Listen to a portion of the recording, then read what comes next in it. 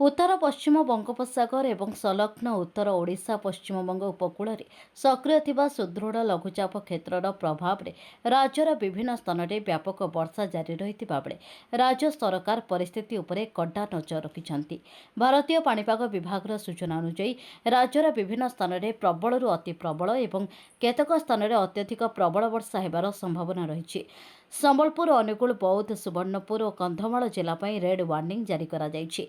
सेपरे भद्रक, जाजपुर, केन्द्रापड़ा, जगतसिंहपुर, खोर्धा, पुरी, कटक, ढेंकानाल, नयागढ़, गंजाम, गजपति, कोरापुट, मालकानगिरी, नवरंगपुर, नुआपड़ा, बलांगीर, बरगढ़, कलाहांडी और रायगढ़ जिला orange warning एवं मयूरभंज, बालेश्वर, केन्दुझर, देवगढ़, सुंदरगढ़ और झारसुगुड़ा जिला येलो वार्निंग जारी करा जायछि। गत 24 घंटे राज्य में हाराहारी 24.8 मिलीमीटर वर्षा रेकर्ड करा जायछि। राज्यर समस्त प्रमुख नदी वर्तमान सतर्क स्तर तले प्रवाहित होउछन्ति एवं बन्या परिस्थिति सृष्टि होई नाही। यार प्रभाव देखिबाकू मिलिछि पुरी सहर में।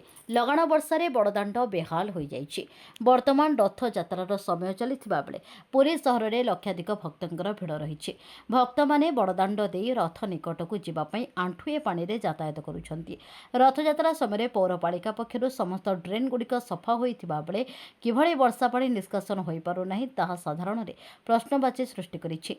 प्रकृत में नालगुड़िक सफा होइछि ना एहा उपरे केवल स्लाब घोड़े सरकारी अर्थ हेरफेर करा जाइछि ताहा मध्य सन्देह घेରରେ। बड़दाण्डरे लक्षाधिक टंका व्यୟରେ रास्ता काम करा जाइथिबा बेले एहार आखपाख गलीर अवस्था आपण माने देखंतु किभଳି खालखमा सृष्टि होइछि। सेथरे वर्षा पानी जमिबा फଳରେ केउंठी गात रहिछि ताहा जानिबा संभव हेउ नाही। तेणु पौरपालिकार नूतन कमिशनर एहा उपरे दृष्टि निक्षेप करबाकू अनुरोध। पुरीरू कैमरामैन दिव्यरंजन बिशोईଙ୍କ सह सुजित महापात्रଙ୍କ रिपोर्ट।